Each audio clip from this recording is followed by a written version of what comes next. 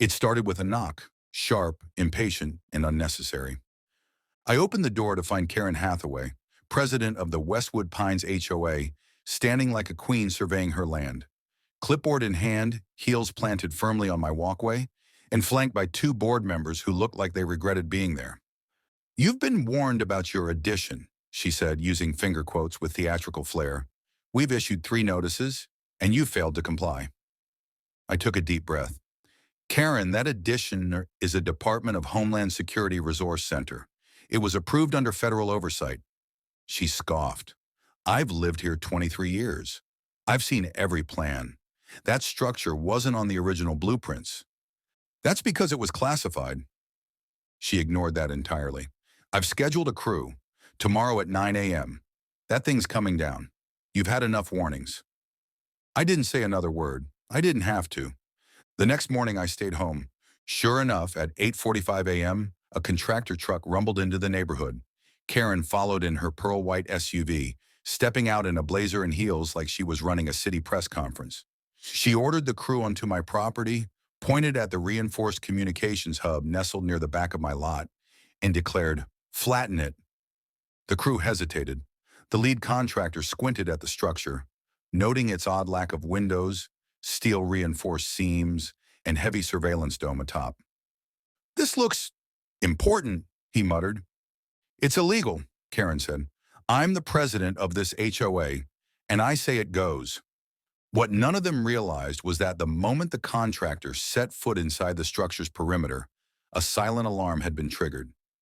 One built into the fiber network underground, relaying live footage and real-time intrusion data straight to a DHS rapid response terminal. They were on their way before the crew even powered up the bulldozer.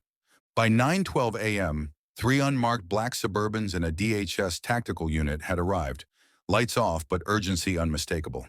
Agents in suits and others in tack vests surrounded the property. Karen didn't comprehend what was happening at first. She marched toward the nearest agent with that familiar condescension that made so many neighbors avoid the HOA altogether. "You can't just barge in here," she shouted. "I'm the authority in this neighborhood." The agent flashed a badge without a word. Behind him, 2 others had already detained the contractors for trespassing on federal infrastructure. Karen's eyes narrowed. "Do you know who I am?" "Yes," the lead agent said flatly. "And we know what order you gave this morning." That's when I stepped out of my front door. "They were warned. Multiple times." Karen spun around. "You did this? You're behind this circus?" "I'm a federal site manager. You just authorized destruction of protected infrastructure. That's a felony."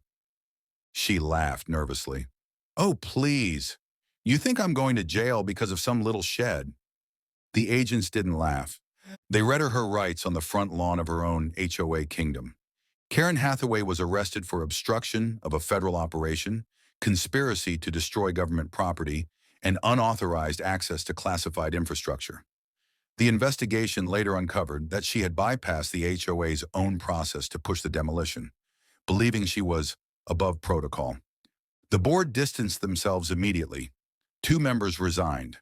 Karen's SUV sat untouched in her driveway for a month before a relative came to tow it.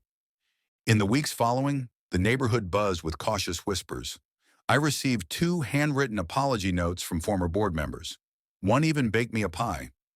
But I wasn't angry. Karen made a choice, and that choice carried consequences.